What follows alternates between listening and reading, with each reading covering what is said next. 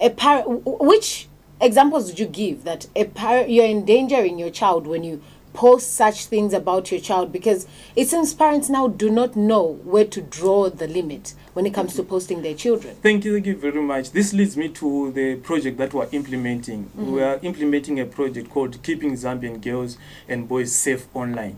This project is targeted at raising awareness to parents, service providers, the police, and even the children themselves on what to post and what not to post on these social media platforms. Because what you might post, your intention will be good, but you don't know that this might result in negative effects. And there's what we call the digital footprint. Whatever happens on the internet usually remains there forever.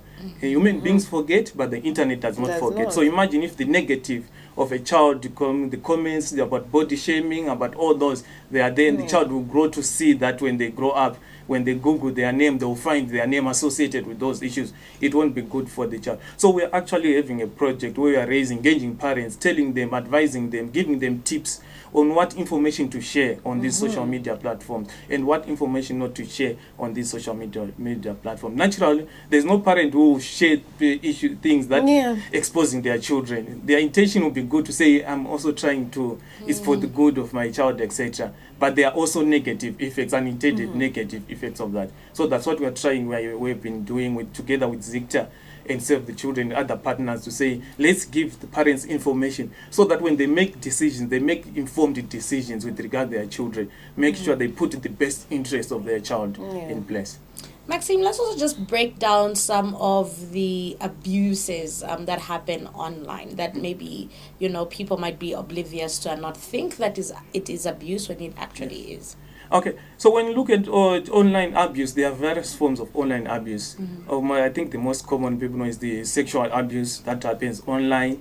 Which is sexualizing children. Sexualizing children. Remember, there are people who are specialized pedophiles, who are specialized in abusing children. So every information that you share, they take it and they profile that child, waiting for the correct time to pounce on that child. Globally, there are those people, it's a cause for concern that there are people who are there on the internet just to look for information that exposes children, and then they can pounce on those children. So there are those professional pedophiles who are there, who are pouncing using on that information. So what they do is they groom children.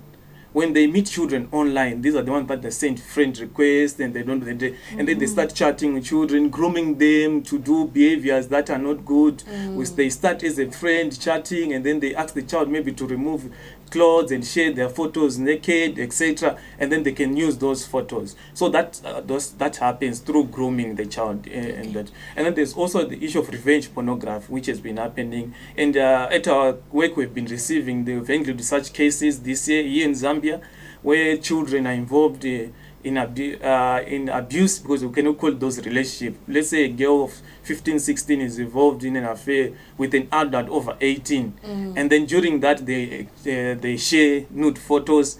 But when the child realizes that what they are doing is not good, they are being abused, they say, I no longer want to be in this relationship. And then the boy says, if you quit, and then I'll expose your photo. So we've handled about 3 cases of such cases in Zambia, where children's photos have been shared online. And if you work with Zicta and the police and the perpetrators, some of them have been arrested, and some of the cases are under investigation. So this also happens with the revenge pornography. And then there's the common one that is happening, the body shaming of especially girls.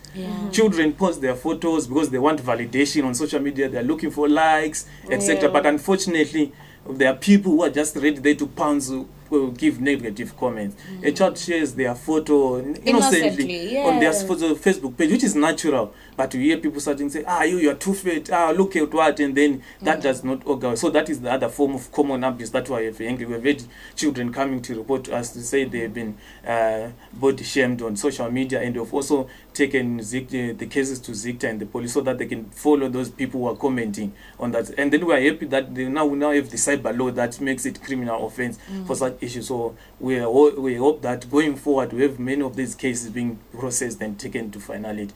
And then we also have the live pornography, where children are lured into having live videos with people from even outside Zambia, where they are performing sexual acts, etc., and then they are sometimes sent money or given money. So these are also happening.